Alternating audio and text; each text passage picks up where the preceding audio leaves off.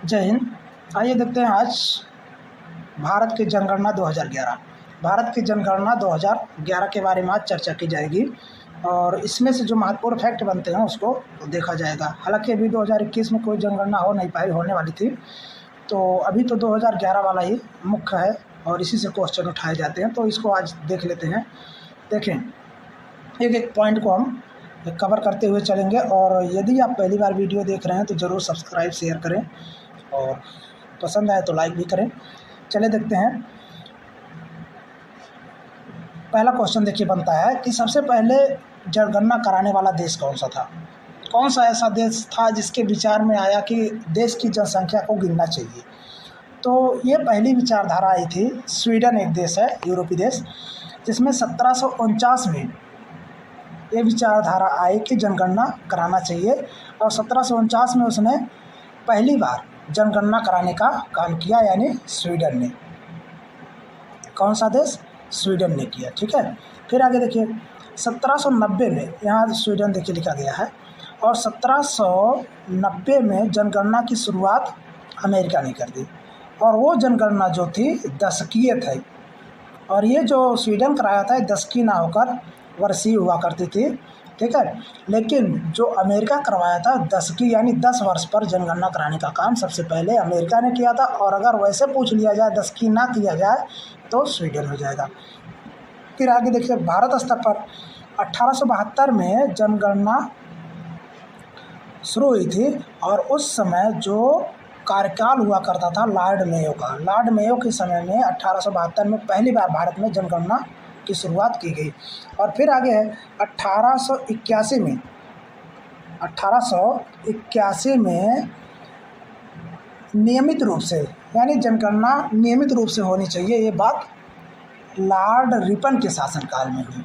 ठीक है, यानी नियमित जनगणना रिपन और शुरुआत किसके काल में हुई तो लॉर्ड मेयो, दोनों याद रखिएगा।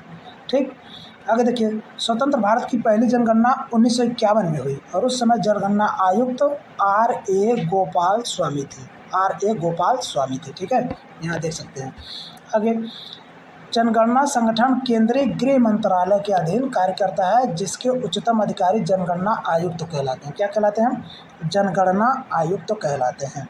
और 2011 की जनगणना भारत की 15वीं जनगणना थी और स्वतंत्र भारत की 7वीं, और जो अब की बार होगा यानी 21 में जो होने वाली थी वो हो जाएगी 16वीं और स्वतंत्र भारत की 8वीं। खैर अभी आगे मिलेगा आपको, आगे आइए देखते हैं।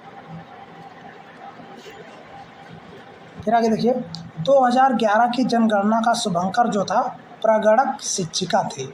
इसका आदर्श वाक्य था हमारी जनगणना हमारा भविष्य, हमारी जनगणना हमारा भविष्य, आवर कंसेस आवर फ्यूचर। फिर आगे देखिए 2011 की जनगणना के समय आयुक्त जो हुआ करते थे डॉक्टर सी चंद्रमौली थे, ये भी बहुत महत्वपूर्ण है, और उस समय कुल 29 प्रश्न पूछे गए थे। ठीक है, लेकिन 21 वाली जनगणना के जो विशेष तथ्य इसको थोड़ा हम बता दे रहे हैं, अभी हुई नहीं है, होगा तो ये सारी चीज़ें इसमें पूछे जाएंगे। 2021 16वीं जनगणना होगी और स्वतंत्र भारत की 8वीं होगी। ठीक, 16 में से आधा घटा दीजिएगा, इसे हो जाएगा 8वीं। और आयुक्त जो वर्तमान में हैं श्री विवेक जोशी हैं और आदर्श वाक्य है जन भागीदारी से जन कल्याण। 2021 की जनगणना में कुल 31 प्रश्न पूछे जाएंगे।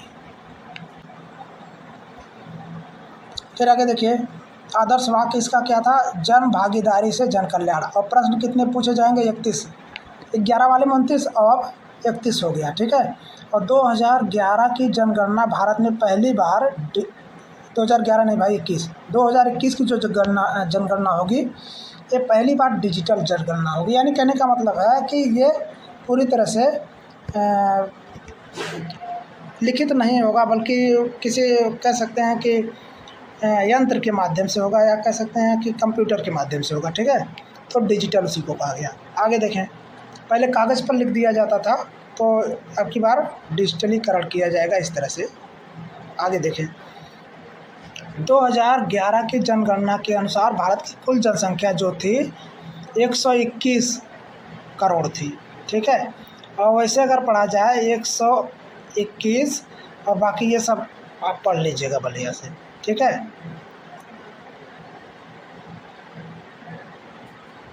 या तो इस तरह आप कह सकते हैं 121 करोड़ 8,54,977, ठीक।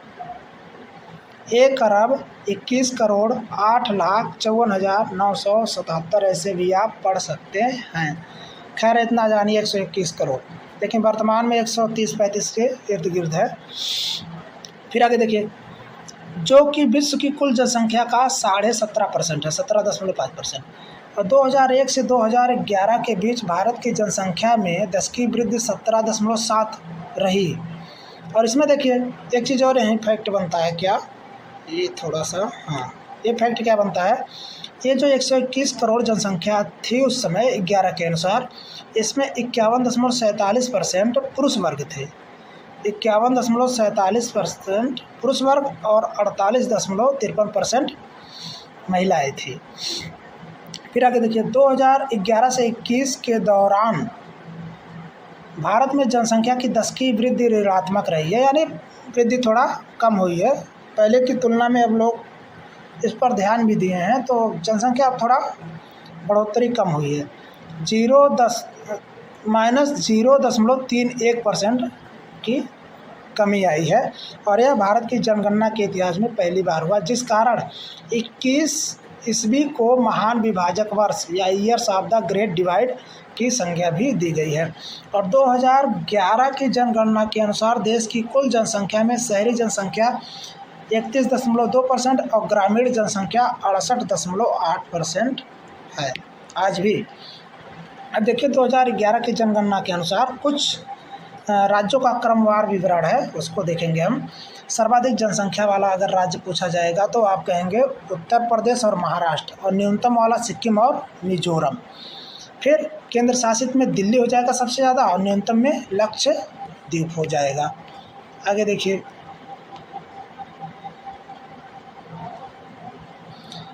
अब देखिए 10 की वृद्धि कहाँ पर 10 वर्षों में वृद्धि ज़्यादा हुई है, तो मेघालय में 27.9 और अरुणाचल में 26%।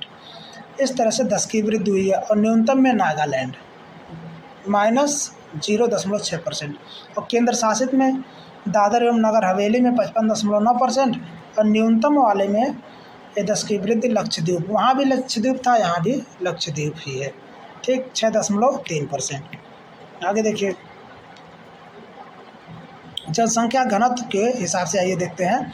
प्रति वर्ग किलोमीटर में निवासित औसत जनसंख्या से है। 2011 की जनगणना के अनुसार भारत की कुल जनसंख्या का घनत्व जो था 382 व्यक्ति प्रति वर्ग या किलोमीटर, यानी इस तरह से अगर एरिया को हम ऐसे बता दें प्रति वर्ग, तो इसमें जो है निवास करने वाले लोगों की संख्या को माना जाता है, ठीक है। आगे देखिए, तो 382 व्यक्ति प्रति वर्ग किलोमीटर था। अब राज्य में देखें सबसे ज़्यादा कहाँ पर, ये भी बहुत पूछा जाता है।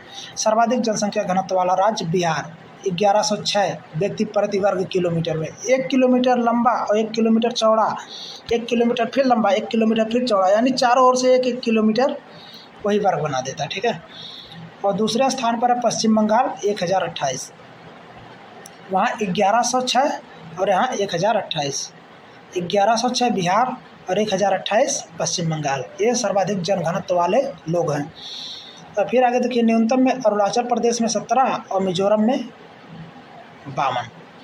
फिर केंद्र शासित में दिल्ली में 11,320 लोग 1 वर्ग किलोमीटर में रहते हैं, और न्यूनतम में अंडमान निकोबार द्वीप समूह ये केंद्र शासित है, जिसमें 46 लोग ही सिर्फ रहते हैं। आगे देखिए, लिंगानुपात, यहाँ से भी क्वेश्चन आते हैं बार बार। 1000 पुरुषों पर स्त्रियों की जो संख्या को बताया जाता है वही लिंगानुपात होता है। तो स्त्रियों की संख्या ऊपर रहेगा, पुरुषों की संख्या नीचे रहेगा बटा, और उसके बाद गुणे 1000। वर्तमान में 1000 पुरुषों पर 943 स्त्रियां हैं, ठीक है। फिर आगे देखिए, सर्वाधिक लिंगानुपात वाले जो राज्य हैं, ये क्वेश्चन कई बार आया है। केरल 1000 पुरुषों पर 1084 स्त्रियाँ, यानी 84 महिलाएं ज़्यादा हैं। तमिलनाडु में 996 हैं। और सबसे कम जो है वो हरियाणा में, सबसे कम कहाँ पर है? हरियाणा में 879। और केंद्र शासित में सर्वाधिक लिंगानुपात पुदुचेरी में है, 1037 महिलाएं हैं 1000 पुरुषों पर। और कम में दमन व दीव हो जाएगा 618 महिलाएं ही हैं 1 पुरुषों पर, बाकी लोग वैसे ही रहते हैं। आगे देखिए, अब शिशु लिंगानुपात 0 से 6 वर्ष के बच्चे को शिशु कहा जाता है। तो 1000 बालकों की संख्या की तुलना की जाती है 1000 बालिकाओं से, तो इस तरह से अनुपात निकाला जाता है। उसमें देखिए स्त्रियों की संख्या ऊपर थी, इसमें बालिकाओं की संख्या ऊपर है और बालकों की नीचे है, और गुणे 1000। तो इस समय 1000 लड़कों पर 919 लड़कियां ही मात्र हैं। तो इसका भी राज्यवार हम विवरण देखेंगे। सर्वाधिक शिशु लिंगानुपात अरुणाचल प्रदेश, इसमें क्या है कि 972 लड़कियां हैं 1000 लड़कों पर, और मिजोरम में 970, और न्यूनतम में हरियाणा वहाँ भी कम था, यहाँ भी कम है 834, पंजाब में 846। और केंद्र शासित में देखिए अंडमान निकोबार द्वीप समूह में 968 लड़कियां ही हैं 1000 लड़कों पर, और न्यूनतम में दिल्ली हो जाएगा 871 लड़कियां हैं 1000 लड़कों पर। फिर आगे देखिए साक्षरों की संख्या, 7 वर्ष से अधिक लोगों को साक्षर समझा जाता है जो पढ़ लिख सके, तो इसमें साक्षरों की संख्या ऊपर हो जाएगा, और 7 वर्ष से कम आयु वाले 7+ आयु वाले बच्चों की संख्या नीचे हो जाएगी, और गुणे 100 हो जाएगा। तो इस तरह से परसेंटेज निकाल लिया जाता है। मौके पर 74.04% साक्षरता है भारत में। तो सर्वाधिक साक्षरता वाला राज्य अगर पूछा जाएगा तो सर्वाधिक साक्षरता वाला राज्य यहाँ हो जाएगा केरल 94%, ठीक है। और मिजोरम दूसरे स्थान पर है 91.3%, और न्यूनतम में बिहार हो जाएगा 61.8%, और उसके बाद अरुणाचल प्रदेश हो जाएगा 65.4%, और केंद्र शासित में लक्षद्वीप हो जाएगा पहले स्थान पर 91.8%, और न्यूनतम में दादर एवं नगर हवेली हो जाएगा 76.2%। तो ये सारे आंकड़े आप लिख सकते हैं, ठीक है। ग्रामीण एवं शहरी जनसंख्या के हिसाब से आइए देख लेते हैं। सर्वाधिक ग्रामीण जनसंख्या जो निवास करती है हिमाचल प्रदेश में लगभग 90%, और सर्वाधिक शहरी जनसंख्या गोवा में 62.2%, और न्यूनतम ग्रामीण यही उल्टा कर दीजिए, गोवा में हो जाएगा 37.8%, और न्यूनतम शहरी जनसंख्या 10% इधरियन कर दीजिए, हिमाचल प्रदेश में हो जाएगा।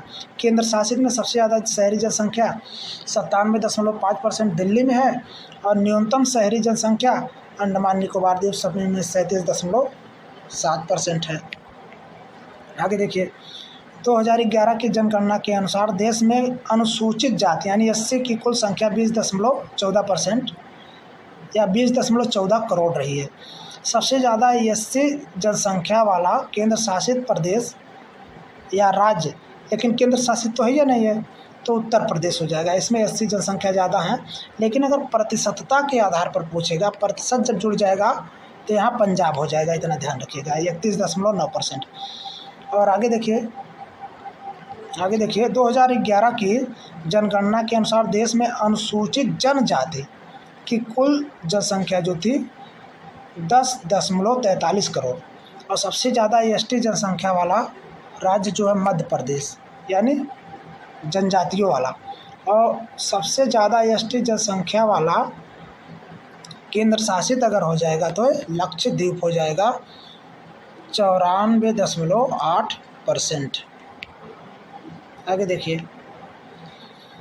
नागालैंड, अरुणाचल प्रदेश, लक्षद्वीप और अंडमान, इनमें कोई भी SC जनजाति नहीं रहती है।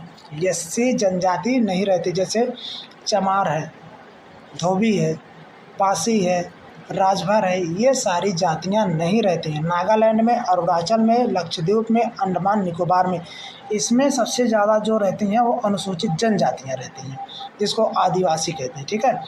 अब पंजाब है, हरियाणा है, दिल्ली है, चंडीगढ़ है, पुदुचेरी, इसमें कोई भी अनुसूचित जनजाति नहीं है।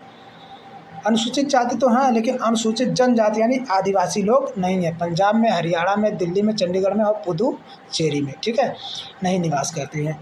तो इस तरह से रहा एक छोटा सा ब्यौरा जनसंख्या 2011 से। और यदि आपको कुछ हेल्पफुल लगा हो तो ज़रूर आप सब्सक्राइब करिए, ताकि हमारा भी हौसला बढ़े। फिर आगे इसी तरह से अच्छी अच्छी वीडियो आपको हम देते रहेंगे। बस आज के लिए इतना ही, धन्यवाद।